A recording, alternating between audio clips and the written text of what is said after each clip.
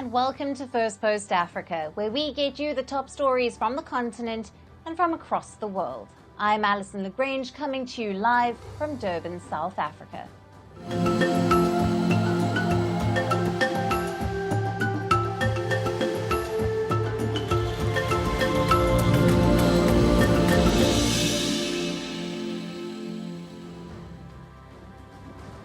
Let's take a look at the headlines. Israeli forces take control of a buffer zone along the border between Gaza Strip and Egypt as it continues deadly raids on Rafah.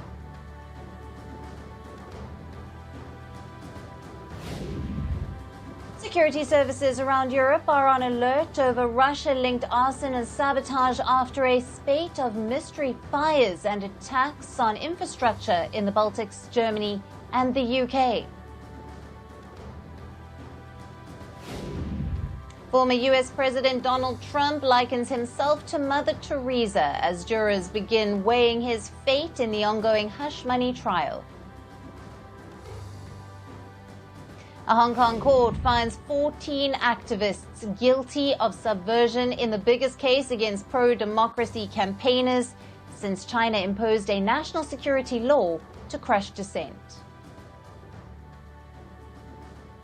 Indian Meteorological Department investigates whether a fault sensor may have been behind a reading that showed temperatures in the capital Delhi soaring past 50 degrees Celsius for the first time.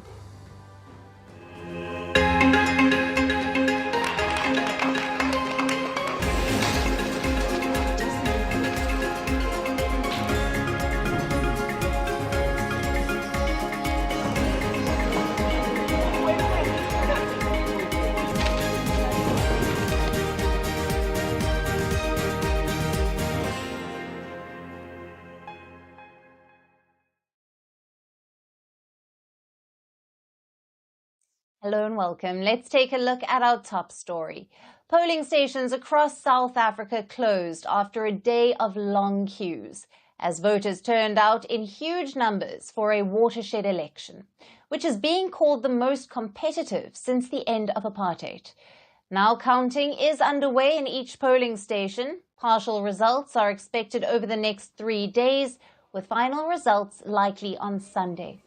So far, the counting has been completed in around 4,900 districts out of over 23,000. Now, according to the results from 21% of polling stations, the ANC has gathered around 43% of votes, the DA has 24.7%, the EFF has 8.9%, and the MK party is with 8%. Please note that these numbers are just early trends that are trickling in. Now, South Africa's Election Commission says the final voter turnout would be well beyond 66%, recorded in the last general election in 2019. Voted for ANC, and I expect any changes. I voted for the EFF, and that's because I need fresh minds. I just want to be the first one who wouldn't keep ANC. I'm sick and tired. It's my first time voting, yes, and I'm feeling very excited but nervous. I have hope. That's what I can say. South Africans queued long into the night in a watershed election. In some cities, voting continued long after the planned 9 p.m. shutdown. This was due to a number of reasons and a large number of voters arriving later in the evening hours, and the queues were snaking into the night. The Election Commission said there was a last-minute rush in urban voting, due to which the turnout is likely to be higher than what it was in 2019. But many voters did complain at the polling stations that the 3-ballot system was too complex. Though the results will not be known before the weekend, we could expect partial results to predict who could be in majority in the National Assembly. Partial results in the next couple of days will predict whether the ruling African National Congress has lost its overall parliamentary majority or not. Casting his ballot on Wednesday, President Ramaphosa said he had no doubt that the people of South Africa would back the ANC once again. When South Africa decides on the future of our country, who should lead the government of South Africa, And I have no doubt whatsoever in my heart of hearts that the people will once again invest confidence in the African National Congress to continue to lead this country. Let's take a look at the possible scenarios in South Africa's election outcome. Now, the first is if the African National Congress outperforms the predictions by a huge margin and gets above 50% of the votes. Opinion polls say, considering the mounting issues South Africa has been dealing with, this seems highly unlikely. But in this case, President Ramaphosa will comfortably get a second term. Now, scenario 2, if the African National Congress fails to cross the 50% mark, but manages to get close to the number, it could then shore up a majority by allying itself with some 4 dozen smaller parties and also regional parties contesting the election. Now, if President Cyril Ramaphosa's party gets close to 40%, as opinion polls predicted, this would be a first since Nelson Mandela's party came to power in 1994. It would force Ramaphosa to seek coalition partners if he is to be re-elected by Parliament to form a new government. The ANC could then patch up ties with one or both of the radical left parties led by former ANC figures, firebrand Julius Malema's Economic Freedom Fighters, or former President Jacob Zuma's MK Party. It's a turning point. It's a point where our country will make a serious inroads and a country where the voter will decide at which direction we are going. For now, we are on a road to victory. We are in an election to remove the ANC. So we don't talk about opposition parties. If the ANC does drop below 50%, which party will be kingmaker? Depends on both how many extra seats it needs and which opposition parties it dislikes the least.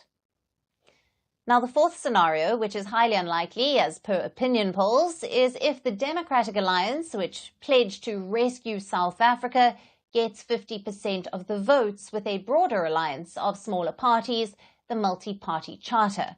Now, the DA is calling Ramaphosa's possible alliance with Zuma or Malema a doomsday coalition. Don't get to the 50% plus one mark. We will obviously look at the lie of the land.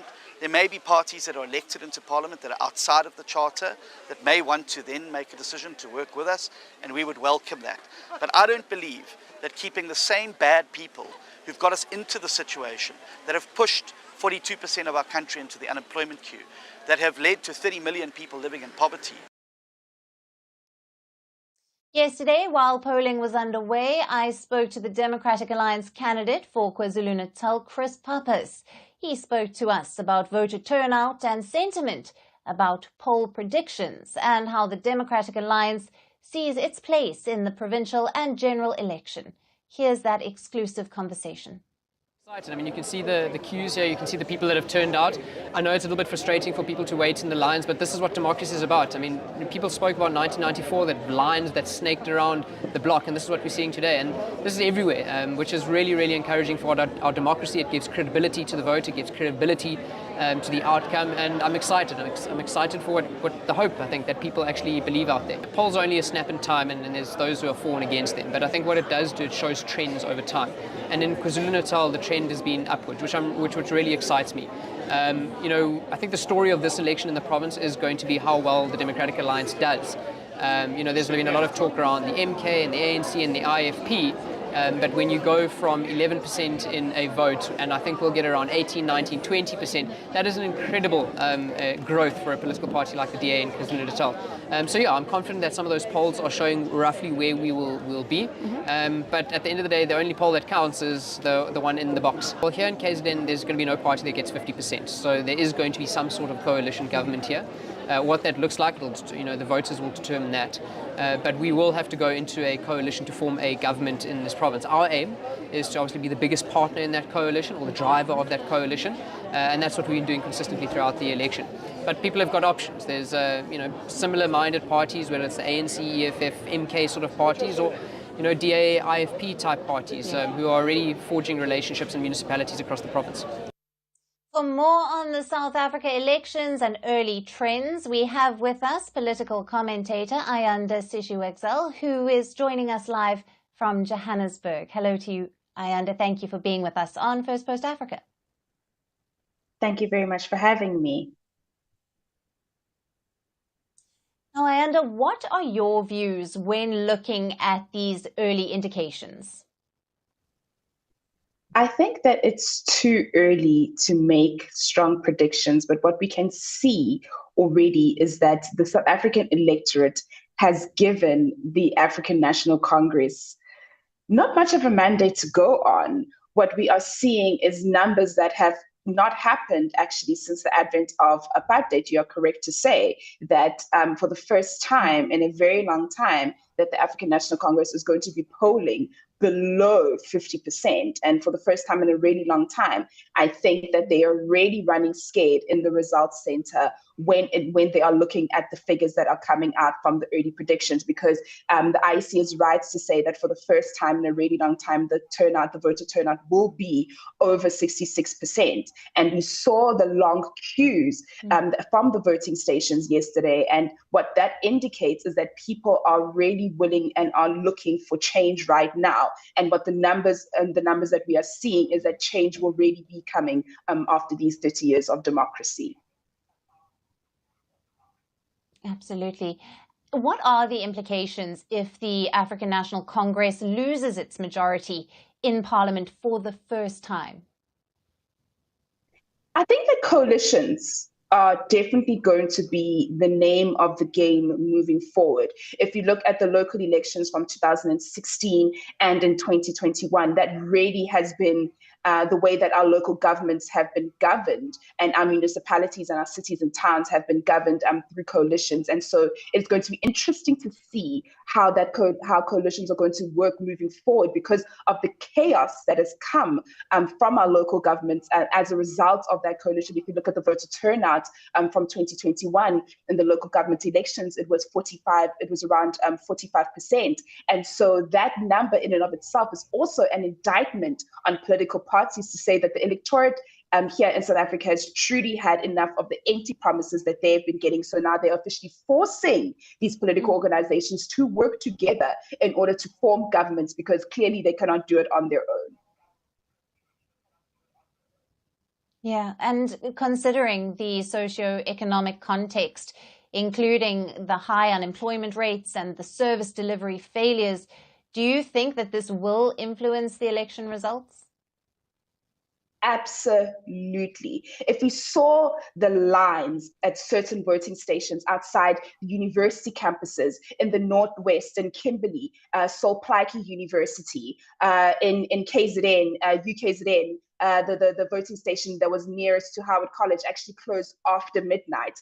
Here, the same thing as well with Wits University. We saw a high number of young people in this country turning out for the first time, which really we can actually see the change in tide when it comes to that. And a lot of analysts are actually saying that they need to actually change the way it is that they describe young people, because usually the notion is that young people are very, very apathetic. But as you can see, you mentioned the high levels of unemployment, the lack of access to higher education. And if I could just give you a couple of statistics as well. According to Stats SA, youth unemployment currently sits at 45.5%. That is high above the national average rate, which is 32.9%. We know that young Black women actually have a harder time being retained and entering into the labor system than men are. And so we know that here in South Africa, the number of women who have registered is higher than men. And so we are starting to see that many people are using their vote in order to change their circumstances and to change the socioeconomic circumstances that they are living in.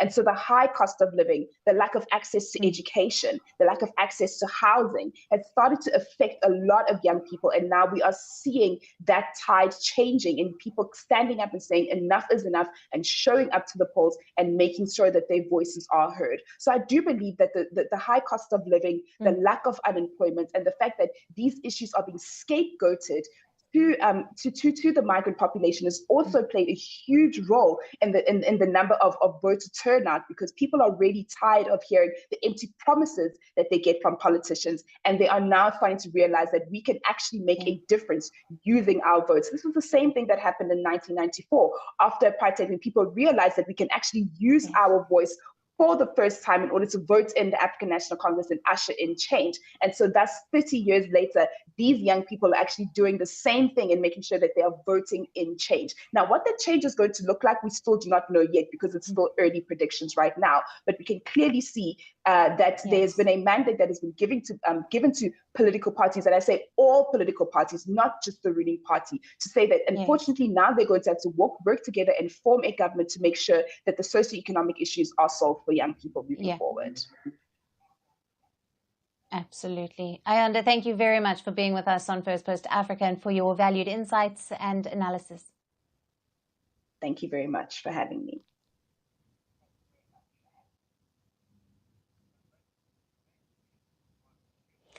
Moving to West Africa now, Nigeria has reverted to a national anthem it dropped almost half a century ago. President Bola Tinubu has signed into law a bill replacing the current national anthem a day after the bill was approved by the lawmakers. Now, the federal lawmakers introduced and passed the bill in less than a week. That is unusually fast-paced for Nigeria, where bills usually take weeks or even months to be considered. Now, this has prompted widespread criticism over the hasty process and the lack of public consultation on the decision. Now, the reintroduced anthem, titled Nigeria We Hail Thee, was introduced in 1960 when the country gained independence from Britain. It was composed by Lillian Jean Williams, a British expatriate who was living in Nigeria at the time. However, in 1978, the anthem was replaced by Arise, O Compatriots. The anthem was introduced by Nigeria's then military government under Olusegun Obasanjo. At the time, the country was reeling from a deadly civil war, and with the anthem, the military rulers called on Nigerians to, quote-unquote, serve our fatherland with love and strength. Now, the new law is being denounced for adapting a colonial anthem. But that's not all. The law is also being dismissed by some as a distraction from an escalating economic and security crisis.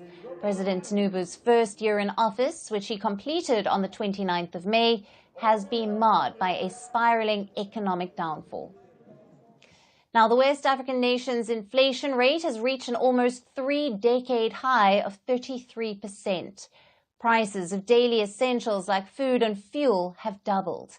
Meanwhile, the country's currency, the naira, has been in free fall.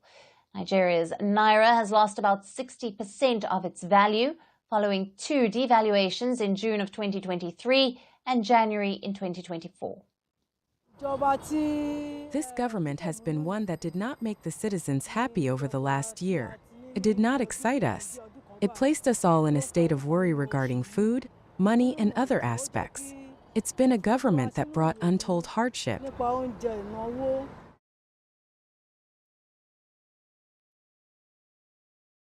Nigeria is also grappling with security issues, including a long-running insurgency and kidnapping attacks by armed gangs. According to data from the Armed Conflict Location and Event Data Project, more than 7,000 people were kidnapped in Tinubu's first year in office, and that is more than double the number during the previous year. In office, we are still hoping that maybe there's something that will change in Nigeria.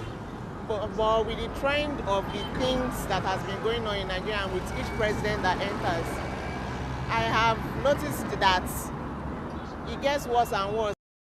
Now, despite the mounting issues, Nigeria's president hailed the country's new law. Speaking on his first anniversary in office, President Tinubu said the anthem symbolized Nigeria's diversity. However, many Nigerians have said they won't be singing the new national anthem.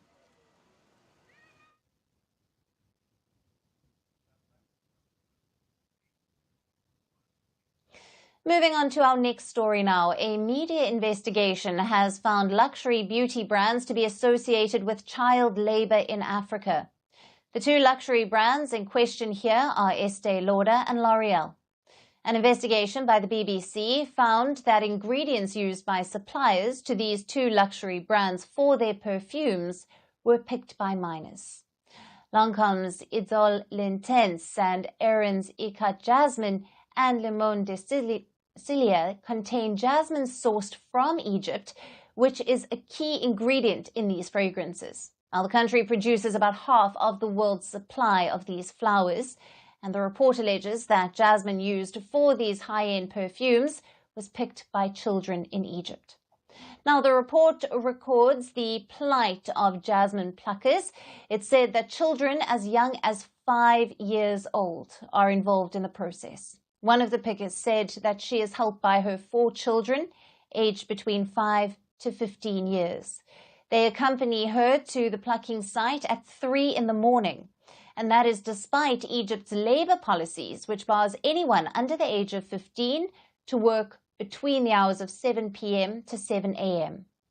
Now, the report says that the companies that own these luxury brands are squeezing budgets, and this results in very low pay. And Egyptian jasmine pickers say that this forces them to involve their children. The more jasmine they pick, the more they earn. However, that too does not ensure a decent wage. Many of these pickers are forced to give away a part of their salary to the plantation owners, which leaves them with about $1.50 for a day's worth of work. When the report's findings were presented to the companies, they were met with ensuring statements and a little negation.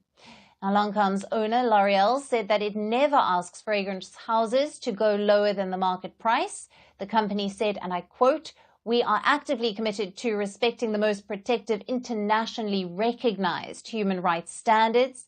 L'Oreal is seeking to ensure that decent wages are paid to the farmers, that their children have access to education, and human rights laws, policies, and practices are in place to stop children from working." Meanwhile, Estee Lauder, the parent firm of Erin's, said, and I quote, "We believe the rights of all children should be protected, and we have contacted our suppliers to investigate this very serious matter." Now, these firms earn massive profits off of these products. One bottle of Erin's Ikat Jasmine can cost somewhere between $150 to $210, whereas the prices of Lancome's Idole Intense starts at $118. Moreover, these beauty brands paint a picture of ethical sourcing practices.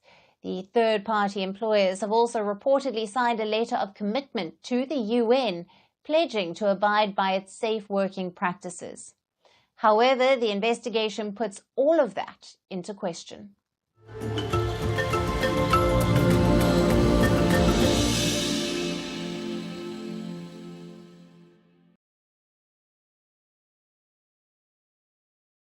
And finally, to our special segment, Resurgent Africa. Amid the coups and the crises, there are many positive stories from Africa that often get overlooked, but not on this show. With the T20 Cricket World Cup just days away, emotions are running high, particularly for Uganda. This year marks a monumental milestone for the nation as it prepares for its inaugural appearance on the cricket's grand stage. The cricket cranes, named after Uganda's national bird, are set to make history. Our report talks about their journey. Cricket, a sport for some, a passion for many, and an emotion for billions around the world. And with the T20 Cricket World Cup here, emotions are definitely running high. This year holds particular significance for African nation Uganda as it prepares for its first ever Cricket World Cup starting on June 1st. The team, known as the Cricket Cranes, takes its name from Uganda's national bird. For the players, this is a dream realized. In a country where cricket takes a backseat to football, these athletes, adorned in vibrant red, are training relentlessly. Uganda's path to this World Cup has been challenging. The head cricket coach was appointed just a month ago. The Uganda Cricket Association enlisted former Indian cricketer Abhay Sharma to lead and train the team. He affectionately refers to the Ugandan team as the infant of global cricket. You have to be realistic with the young team. You know, it's a baby of the world, global cricket. So we have to understand that it's a baby of the team. And the baby cannot run with, Usain Bolt, right? So we have to be realistic. Coach Sharma brings his vast international experience to the team, having coached top Indian players, the Indian women's cricket team and the Delhi Ranji Trophy team. He is focusing on enhancing both the skill set and the mindset of the players. Sharma believes the team is well prepared and expectations are high. The team is eager and in high spirits. While winning the tournament is a key goal, the experience and representation of their country is equally important. If we can pick up a couple of wins at a World Cup, that would be a huge bonus for us. But more importantly for me is the platform the World Cup gives Uganda as a country.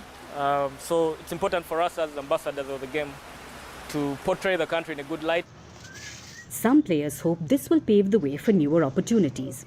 We're expecting very many things from the World Cup, mostly playing at your best and winning a few games and probably getting picked to play in one of the franchise leagues. Uganda's connection to cricket dates back to the 19th century. Introduced by British colonial settlers, Uganda played its first one-day international in 1975, participating as part of a combined East African team with Kenya, Tanzania and Zambia. The cricket cranes stand at the cusp of making history. This World Cup will be a springboard for future success and a testament to their determination and spirit. And that's it on the show for today. We will see you again tomorrow at the same time. Thank you for watching and goodbye.